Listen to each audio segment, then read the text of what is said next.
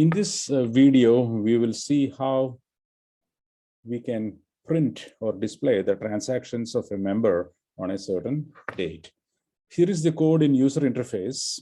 So when the user presses the command for getting transactions, control comes here from the process method, and we ask for the member ID and pass it to the library along with the date object that corresponds to the date for which we need the transactions.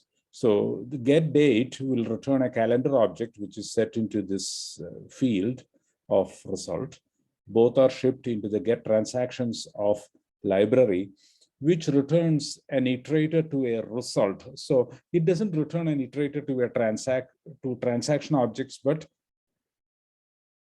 copies of relevant fields of the transaction object stored in result. So we iterate through the result objects that are sent back, and we get information about each transaction in this object, and this is really a result object, and we get the transaction type and the book title, and that is the user interface method. So the important thing to note here is that this returns an iterator to a result, not an iterator to a transaction. And another thing to note is that this result will never be null. So we can confidently write result.hasNext. So if you go to library and see its get transactions method, it's not very long. We pull the member ID and get the member object. If the member object is null, there is no such member at all, we return a linked list that is empty. Actually, we'll return a iterator to a linked list of result objects that is empty. So that is why we can confidently iterate through the return value here, return value from here in the user interface. Assuming that this is a valid member, we call the get transactions on date in the member class.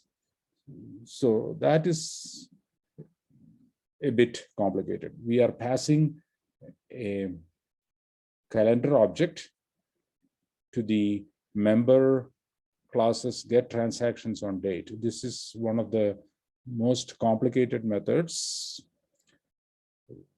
but it is also very short. So let's look at this.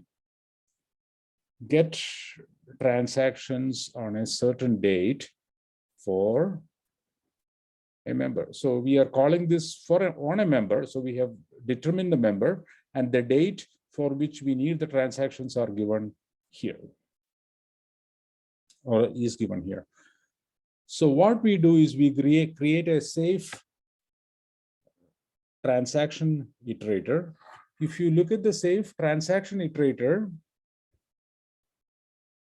the idea is the safe transaction iterator will provide copies of transactions rather than the transactions themselves. So that is what this does. Safe transaction iterator takes an iterator and copies from the iterator to the result. So whenever there is as long as there is an object, a transaction object that needs to be returned, this will copy that transaction into, or transaction fields into the result object and return that. All right. So for every transaction that needs to be returned, we make a copy in result. That is the first thing. Second thing is there is a filtered iterator coming into the picture. This iterator.next will always return a transaction object that is on this particular date for this member. So you don't have to check again whether this is a valid transaction. It is already guaranteed to be valid. Filtered iterator doesn't return everything, it returns only relevant things. So we need to look at filtered iterator, which we did last week, but we will do this again. Given an iterator to a transaction, this will check for each transaction whether it should be returned, whether it is to be returned to the user. So how do you check that? That is the second parameter. Predicate is a Java class, right? It is in the Java development kit. You can get the documentation for it. It has a single method called test. That is important. It has just one method called test, which returns true or false. It's a Boolean. And it is an interface, so we need to implement that interface and write our test, right? So we should have a class like public class, my transaction test or whatever implements predicate transaction. And then we must implement the test method and write whether the date is equal to the date that we want, and that kind of test. So we need to implement the test method of predicate interface. So it requires two parameters. Okay. So the calling of this is a little tricky. We will see that, but you can also see that there are methods here which we explained last week. Obviously, this is an iterator. Filtered iterator is an iterator. So it has next and next. And you can see that it is actually iterator to a transaction, not to a result. So it returns a result object, but it uses the predicate object. The predicate object is stored here, and it uses the test method of the predicate object to check whether this item is qualified to be returned. As long as the item is not qualified, this keeps iterating. And if there is nothing left, if you cannot find something that qualifies, that item would be null, right? That is the filtered iterator. Now let's look at how it is implemented in the member class.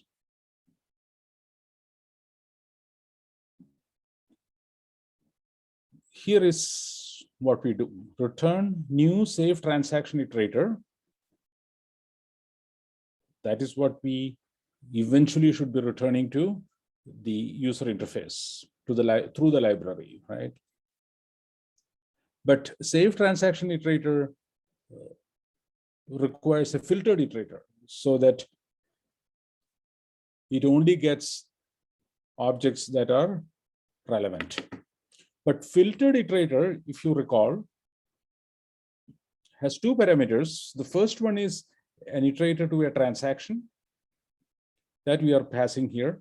If you go to the top, transactions is a list of transactions. So it is a linked list, implemented as a linked list. So you can easily get an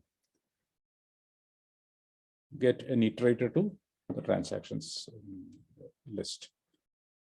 The second parameter is the tricky one, which requires a little explanation and a lot of thought. We need to pass an implementation of the predicate interface. If you look at the second parameter of filtered iterator,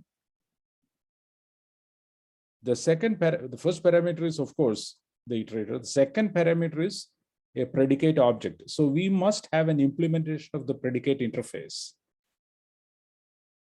That is what we should pass to filtered iterator.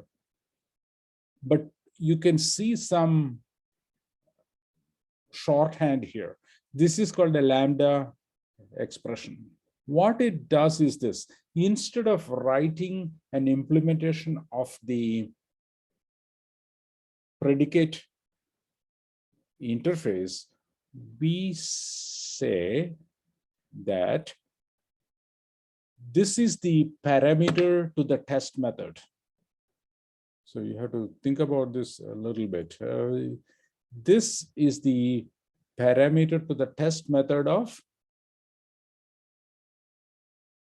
predicate.